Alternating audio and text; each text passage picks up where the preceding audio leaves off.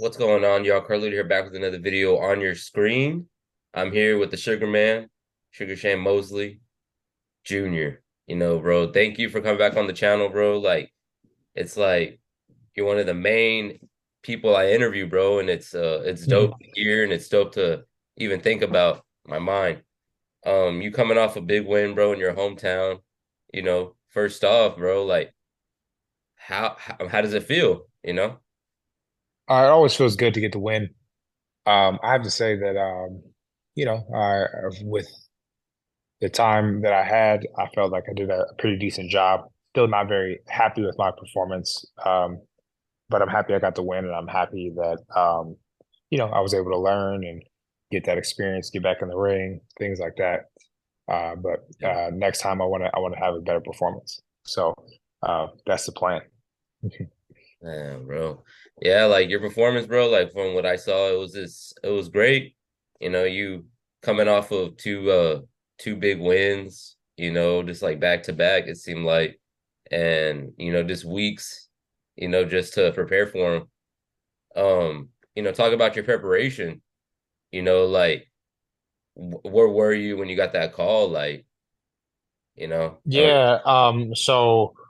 When I got the call for the fight, the plan was to fight March or April. Like, so when they first told me, they're like, hey, you know, um we're thinking about getting you on a fight March, April, so kind of start preparing for that.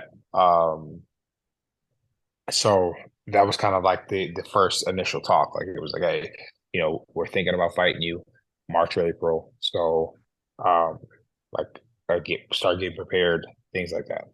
I get a call like a couple days later. Hey, so yeah, there's a fight opportunity. And I'm like, okay, like I'm thinking in my mind, April or March or March or April. And they're like, uh, you know, February 18th. And I'm like, that's you know, at the time of things like 3.5 weeks. yeah. And I'm like, all right. Um, and they're like, it's gonna be in Pomona, California. And I'm like, all right. I wanna fight. And they're like, look, I mean, we'll get you um a fair opponent, and we'll it's obviously going to be in your hometown. If everything goes well, if you know um, come out good, we'll get you another fight. So I was just like, all right, um, if I'm gonna, because I've come off a 10-month not fighting, so I'm like, at this point, I'm like, shoot, um, I'll basically take anything. What I mean? Like, I'm like, all right. Um, if I get a fight right now and they're talking about fighting me again, and 2 months after that, it's like, you know, this is how I provide for my family, this is how I provide for my kids, like things like that. So it's like, look, I gotta get some momentum going. I want to get to a world title. I'm getting old, not old, but older. You know what I mean? Like, Yeah. it's like I got to get things moving. So I told him, I'm like, look, all right, like, you promised me that you're gonna fight me like again after that, right? And like, yeah. So I was like, I bet. So I did it. Of course, like I said, it wasn't the performance particularly that I wanted, but um, it is what it is. I think because I had that mindset, I think that kind of stopped me from doing having a better fight. I think because I had that anxiety of like I wanted to do good and get the knockout and all that stuff. I think that mindset prevented me from actually getting the knockout. Yeah. um, Yeah. which is kind of funny. Like, it's like when you try really, really hard for something, sometimes there's more resistance to that. When if you just kind of like flow into it, it's a little bit smoother. And so I think later on I'll take that into consideration moving into my next fights, being more smooth with those things. Of course, you still have to have that uh that fight, but you can have smoothness with that fight. For But real. nevertheless, that was kind of the situation. So I took that on, and I was like, let's do it. So that propels me to the next fight. The next fight propels me to the next fight, and hopefully, what I mean, if all goes well, I'm getting a decent amount of fights this year. You know what I mean?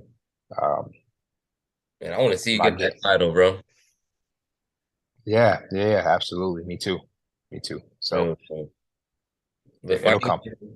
fighting in your hometown, um, seeing your friends out there, friends and family, you know, was that kind of like nerve-wracking, you know?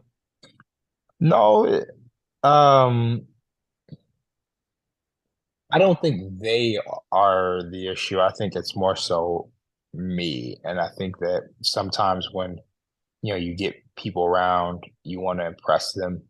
Hmm. You want them to uh, talk about you and in a good light. It's all these things, and sometimes that pushes you in a way that can maybe not give you the best performance, right? Or the optimum performance.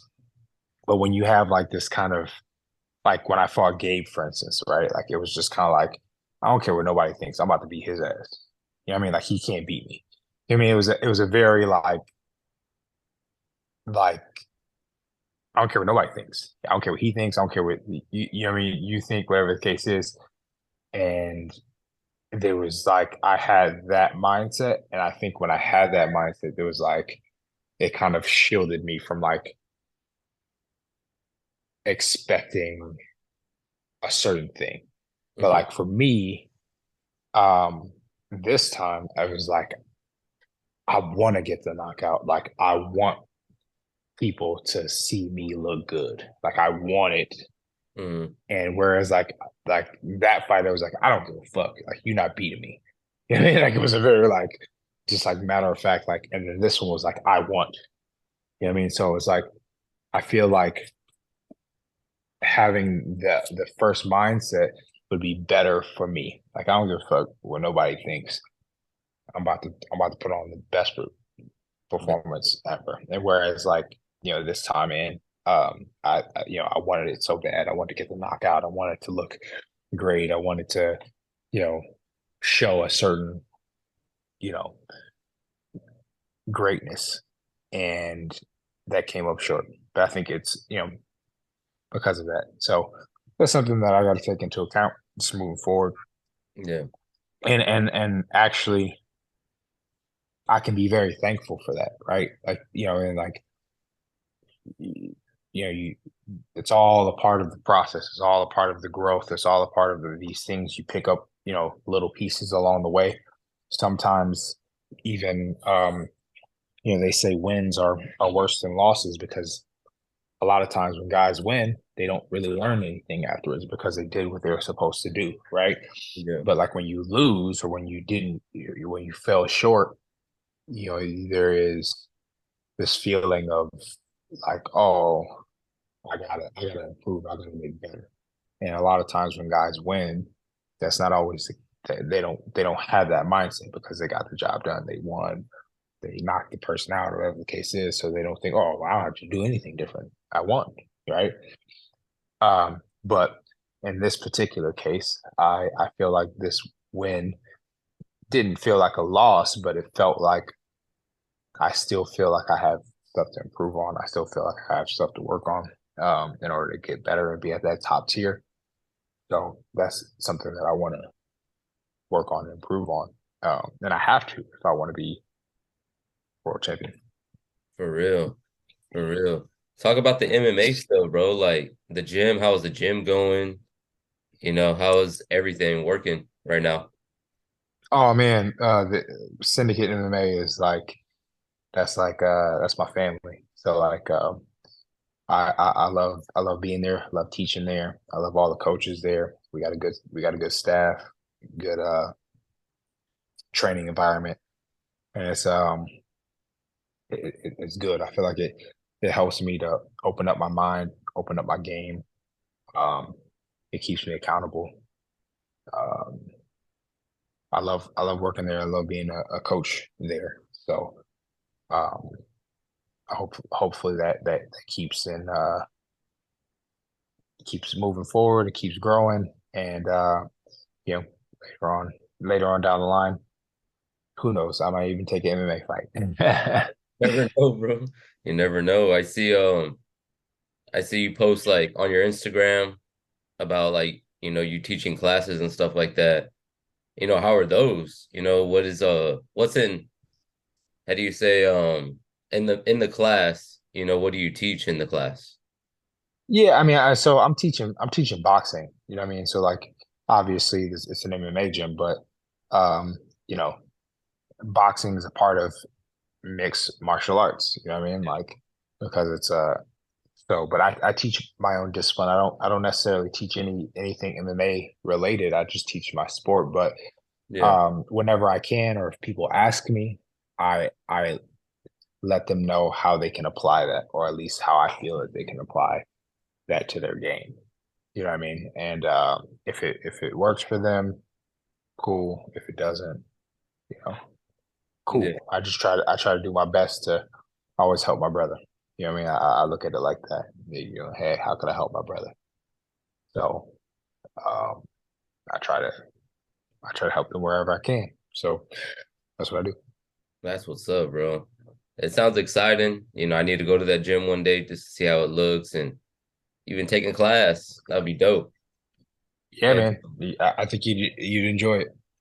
that'd be dope, bro, because I really want to kind of get to the other side of, just interviewing, but also knowing like, kind of some details about the boxing game, like in the gym, working out with the as like a fighter, that'll be really cool. Hmm. And it's been exciting, bro, just to have you back on the channel.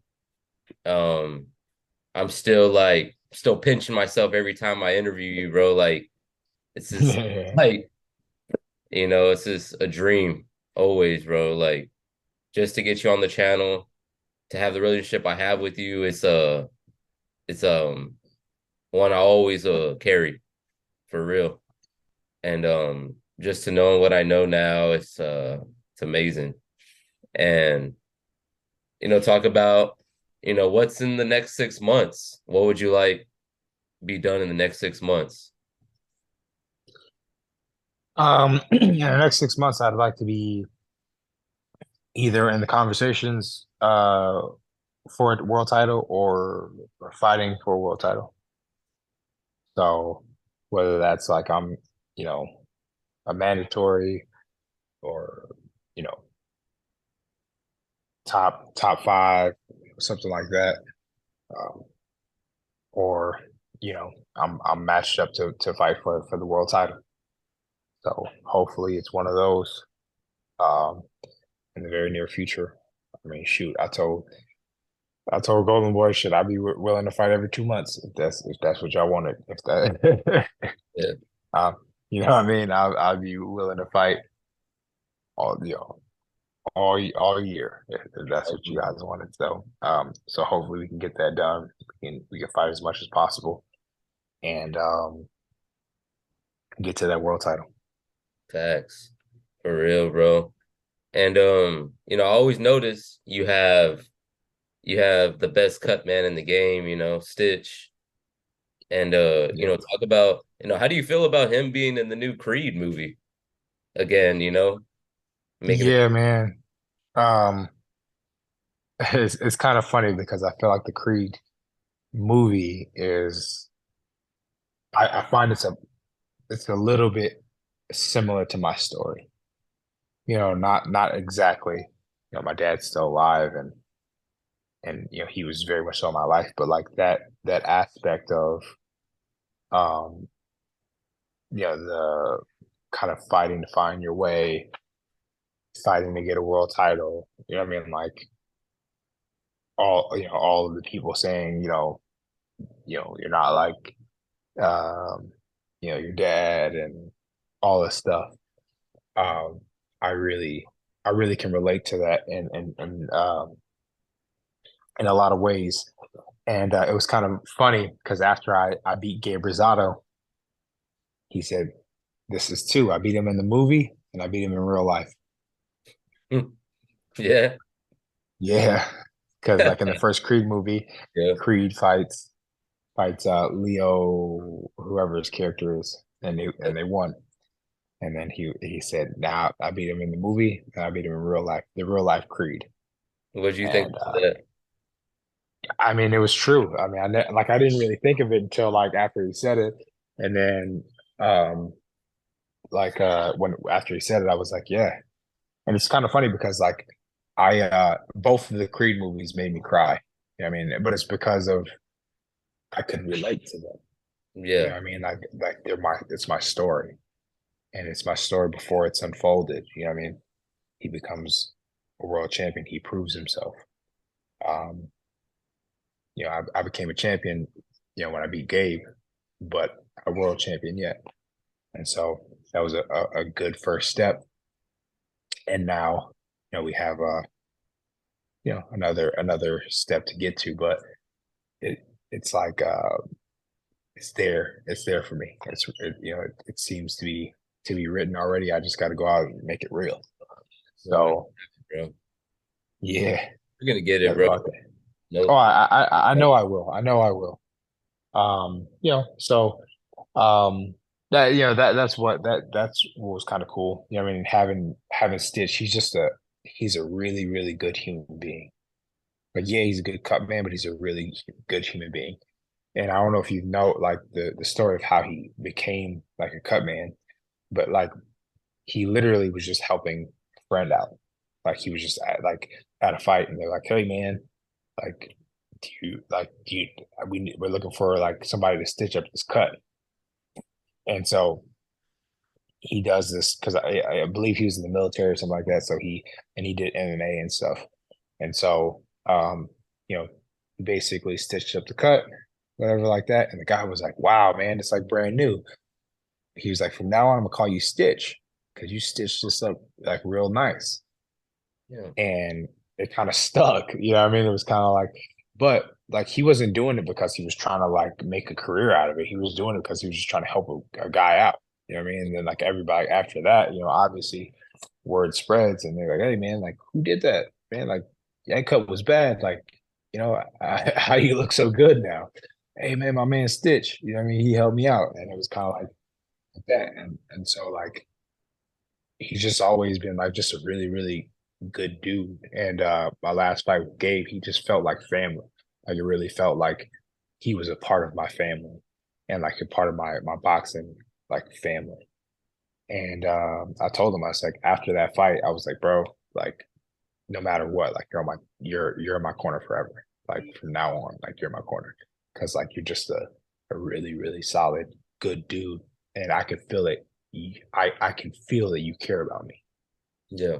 You know what I mean? And so, that's what I like and that's what I wanted. So Yeah, bro. Like so when I from now on, yeah, from now on, bro, like it's just that's where it's really cool because like I watched him, in many fights up until when we met, here in San Antonio.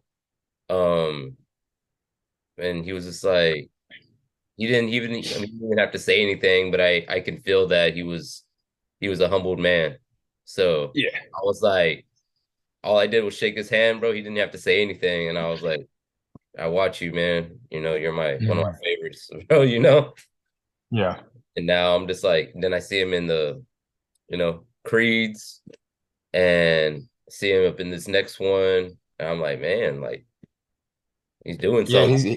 he's got a documentary coming out too. Um, it's really, really yeah, it's gonna be really, really, really, really good. So I'm excited for the documentary to come out because um yeah, it talks about his story, talks about like him and um everything and talks about just what a like where it all came from, and it kind of tells you the story that I told you. Um, That's yeah, cool. and so yeah, it's pretty cool, and even like why he's not with the UFC anymore. You know what I mean? Like it was just kind of like because like he wanted because the UFC took away sponsorships and stuff like that, and so he wanted because that was that's how a lot of fighters made their money. You know what I mean? Like UFC boxing wages, it's not really like at the top level, like the top guys, yeah, are making a lot of money. You know what I mean? The Floyd Mayweather, the Canelos, the Conor McGregor, Javante Davis, I'm sure, Ryan Garcia. These guys are making a lot of money, right?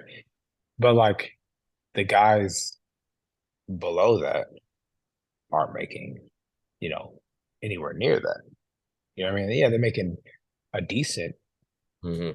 wage, and then they're making, you know, good money, but they're not making like crazy money. I mean, even with the people in the UFC, they're making like good money. Like, it's like, obviously it's better than a lot of people, but when you look at what the UFC is generating and you look what boxing is generating, like it's not that much. You know what I mean? It's not what people think. It's not enough to be buying Lamborghinis and just blowing money like that. Like how it's portrayed by like guys like Floyd Mayweather and the really really top guys. It's decent money, but not crazy money. So um, make good money by doing sponsorships and um things like that. And when the UFC took away that and took away the ability to do that, obviously for the gain of the company, which I understand, but it took away from the fighters, right? So obviously they have all of their sponsors now. And so obviously you can't have your fighters wearing, Nikes or anything other than I think what are they doing? The Rock shoe now or something like that. Yeah. If so because the UFC has a contract with them, or they have a contract with crypto or whatever they have, whatever their sponsors are.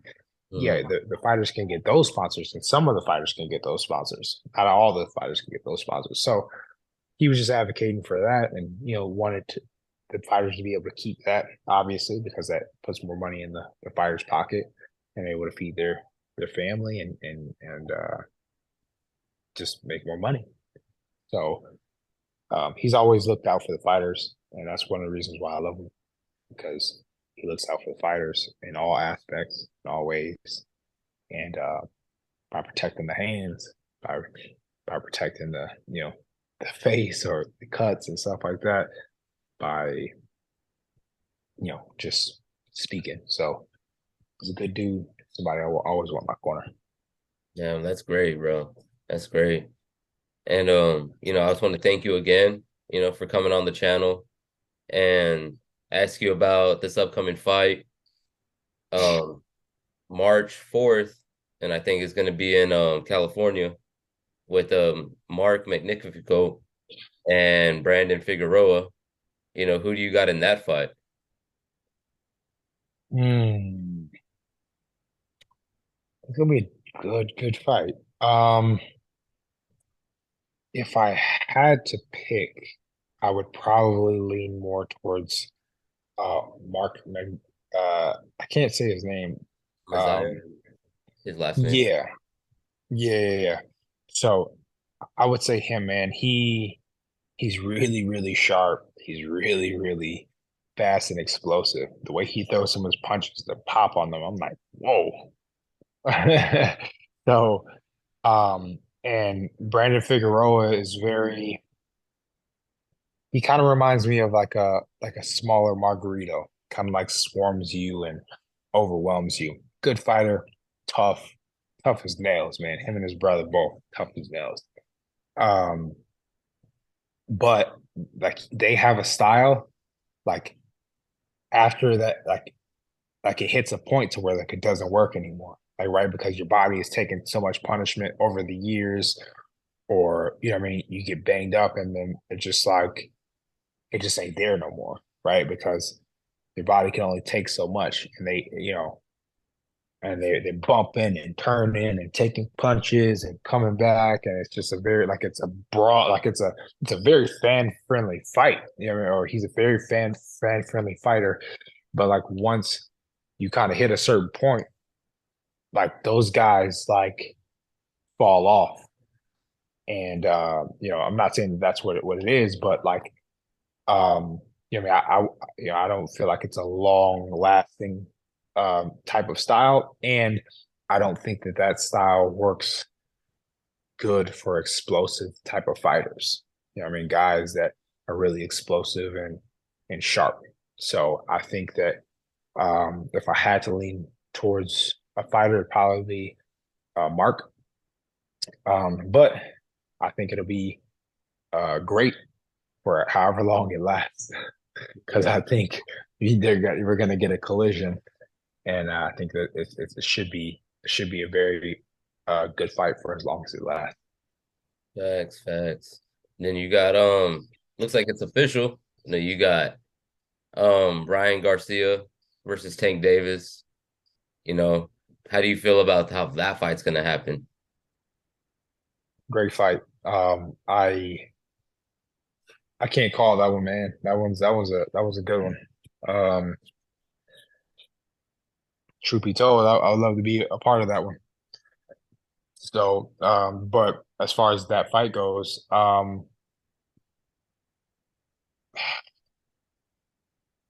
like I've said this before in another interview. The longer I feel like it goes, the more it leans to Tank, in my opinion. Tank's a very smart, sharp, mean fighter. You know what I mean? And I feel like he only gets better later and he gets sharper later. So I think with that being said, I feel like he either has to get a Ryan, that is, has to get a stoppage early or establish something that is going to give Tank problems to Mm, where he can't figure him out. You know what I mean? And one easy way to do that, I feel like, is the jab. If he establishes that strong, sharp jab and then throwing the hook off of that and mixing those things up and kind of making him a little bit confused and stuff like that, I feel like he could set himself up um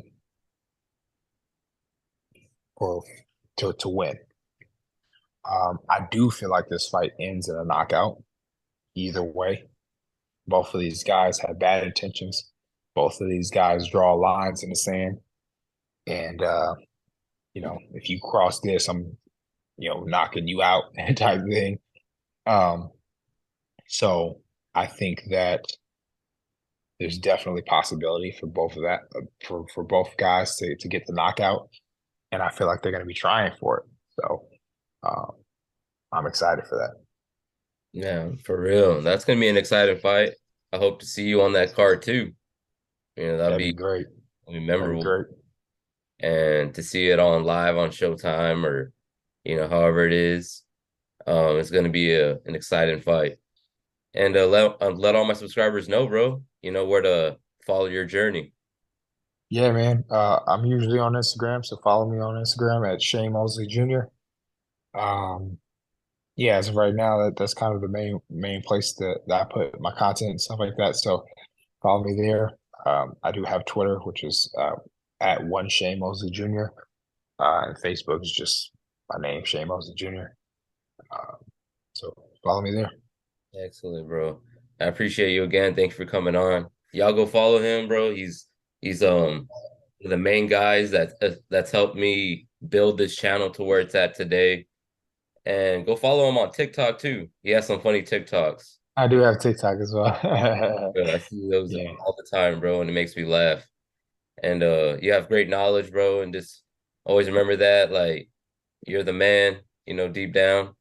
And I appreciate you, bro. And it's been Shane Mosley Jr., the Sugar Man. Carlito, one love. We out. peace.